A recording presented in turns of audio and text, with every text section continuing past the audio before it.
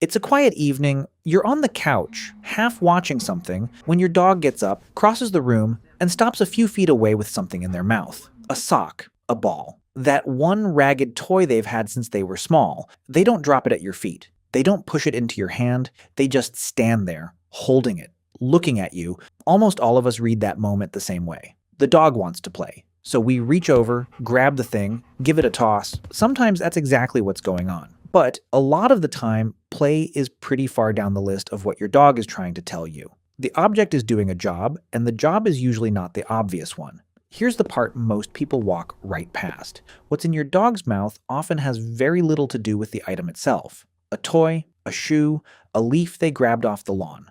The specific thing matters less than the act of carrying it over to you, and that act turns out to be one of the more honest things a dog ever does. Let me back up, because there's a wave happening inside your dog that you can't see from the outside. When something good lands, you walk in, you stand up, you say their name, their excitement climbs fast. Faster than they can comfortably hold. A dog in that state is carrying a lot of energy with nowhere clean to put it. And one of the ways they handle it is to pick something up and clamp down on it. I want to be careful here, because this is exactly the kind of claim that gets dressed up as science when it shouldn't be. We don't have a tidy lab study showing what fires in a dog's brain in that 1 second, so I won't pretend we do. What we do have is a pattern that's consistent enough that trainers and behaviorists keep describing it the same way. Holding something gives a flood of feeling a place to land. It's a bit like a person who grabs the edge of a counter when the news is too big to take standing still. Your dog isn't asking you to throw anything.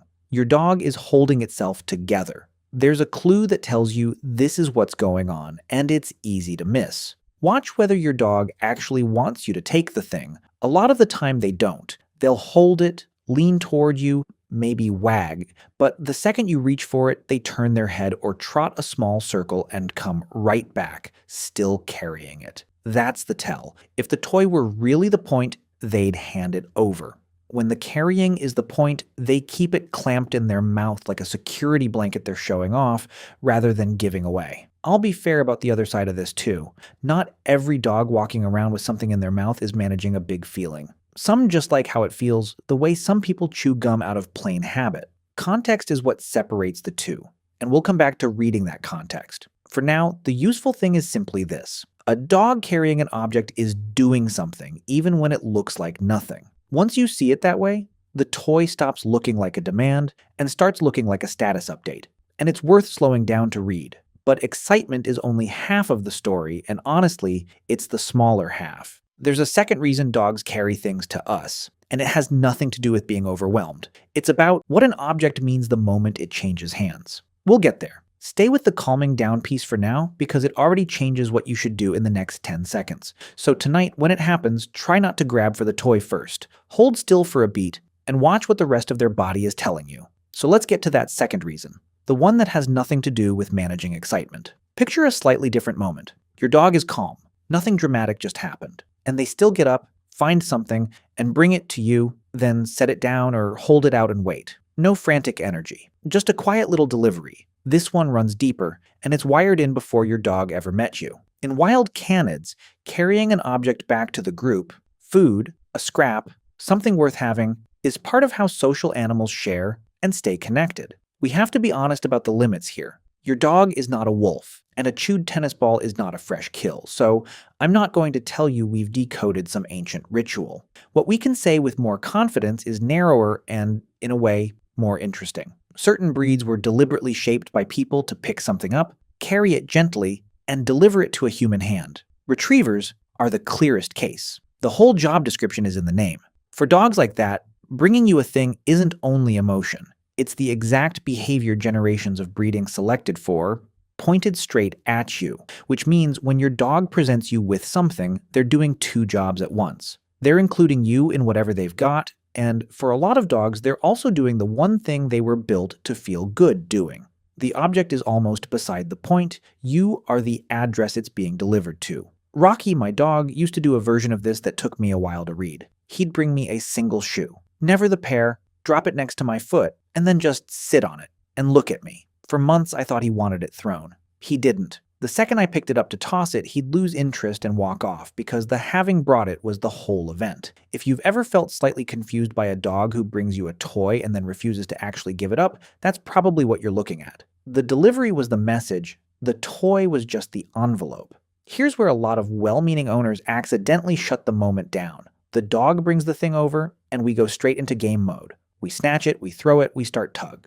We treat an act of connection like a request for cardio. And the dog learns the lesson we taught, that bringing something to you means it instantly gets taken and flung across the room, so they stop offering and start guarding, or they only bring things when they're already wound up. The fix is small, and it costs you about half a minute. When your dog brings you something, acknowledge the dog before you touch the object.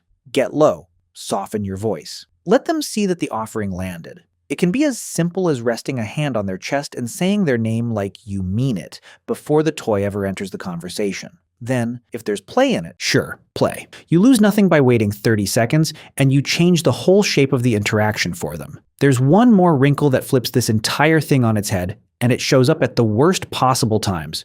Because sometimes a dog grabbing a toy isn't joy at all. It's the opposite. And they're using the exact same move to ask you for something completely different. So the next time something gets carried over to you, name it for yourself before you react. Is this a gift or is this a question? Now picture the worst possible timing. The sky outside has gone that heavy gray before a storm. Or there's a suitcase open on the bed. Or the doorbell just went and there are strangers' voices in the hall. And right on cue, your dog disappears for a second and comes back with a toy in their mouth. It looks identical to the happy version. Same trot, same object, same big eyes. But the engine underneath is completely different. This dog isn't celebrating. This dog is nervous and reaching for the same tool they use when they're overjoyed, because holding something familiar is steadying either way. The behavior is the same. The reason is upside down. This is why reading the toy alone will mislead you every time. You have to read the body it's attached to. A happy delivery comes with a loose, wiggly frame and a tail carried high and easy. The other version is quieter and tighter. The tail sits low. The body leans back instead of towards you. You might catch a quick lick of the lips, a hard swallow, ears pinned a little flatter than usual, same toy, two opposite messages, and the difference lives entirely in the posture. When it's the anxious version, the kindest thing you can do is also the most boring. Don't match their energy up and don't try to jolly them out of it with a game. Just be a calm, steady thing in the room. Sit down. Slow your own breathing because they read that off you faster than you'd think. You're not fixing the storm. You're being the part of the room that isn't worried. I've watched this one go unnoticed for years in otherwise attentive homes. A dog grabs a toy every time the carrier comes out before a vet visit, and the family reads it as the dog being weirdly cheerful about the trip. It isn't cheer. It's a small hand reaching for something to hold while the floor feels uncertain. Once you know to look, you start seeing it in the quiet moments rather than the loud ones, and that changes how you respond. There's a learning piece sitting underneath all of this too, and it's worth naming plainly so you don't misread it. Dogs are relentless about figuring out what works. If bringing you a toy has reliably made you stop, look up, and give them your attention, that lesson gets filed away fast and they'll cash it in again. People sometimes call this manipulation. It isn't. It's just a dog who found a dependable way to reach you and decided to keep using it. If anything, that's a quiet compliment. Out of every move available to them, the one they kept was the one that gets them closer to you. I'm genuinely curious about something here, and I'd read every answer. Does your dog have one specific object they always grab? Not toys in general, the one weird item. A particular sock, a single shoe, that one squeaky thing. Tell me what it is, because the pattern of which object a dog chooses says more than people realize. So here's where all of this lands. The toy was never really a toy. It's a small, repeated way your dog has found to say something they can't say in words. Sometimes it's a wave of happiness with nowhere to go. Sometimes it's an offering. Sometimes it's a nervous hand reaching out for steadiness. The job on your end is just to slow down long enough to tell which one you're looking at. You don't have to get it perfect. You just have to notice. Next time it happens, give it 3 extra seconds before you decide what it means. That tiny pause is most of the whole thing.